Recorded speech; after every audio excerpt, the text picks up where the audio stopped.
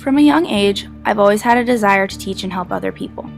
Because of this, I have considered career choices in both education and medicine. However, I have always maintained a comfort zone, teaching things that are concrete and helping people when I could see the immediate outcome.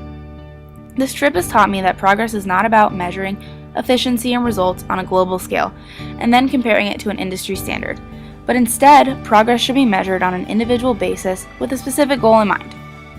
That being said, my reflections from my trip to Australia can be analyzed using this lens to keep things in perspective.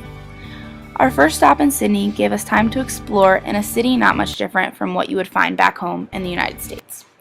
While Sydney showed me a part of the continent that measured progress in terms of GDP and dollar signs, within a day I was on a complete other side of the spectrum in Binnaburra, looking at an area that measures its richness in terms of biodiversity and conservation. I was able not only to appreciate both sides of this experience, but to recognize that both of these places had value and deserved the exact same level of respect. Our trip to Noosa showed that traditional economic progress does not always yield positive environmental results, but there are plenty of alternatives for a community that holds themselves responsible for their natural resources and considers themselves stewards of a priceless treasure. Much can be learned from the Noosa community's unrelenting pride for their hard work and their attitude toward protecting the environment. While Lady Elliot Island seemed like an untouched paradise frozen in time, it was actually the result of progress in conservation policies, and such policies were changing the biodiversity of the world's oceans.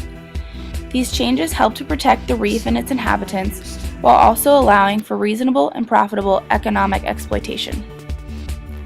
Carnarvon Gorge offered us the ability to study the progress of a group of people, the Aborigines, and recognize that using our current ideals as a yardstick to measure their progression was inconsiderate of their way of life. Their lifestyle had advanced forms of communication, medicine, and intelligence that allowed them to survive comfortably without the accomplishments of modern technologies. Earth is living and breathing under our feet. There is no such way to describe our world as static. Progress is always occurring in both negative and positive directions, and the way that it is measured and controlled will make a difference in the life of our planet. My understanding of how to approach world travel and education has changed dramatically. I am so excited to carry this outlook with me in my future endeavors. But for now, I am grateful for this opportunity I had to develop and share my experiences with my Discover Abroad friends as we continue to grow in a world that will soon be looking to us for answers to the big question of progress.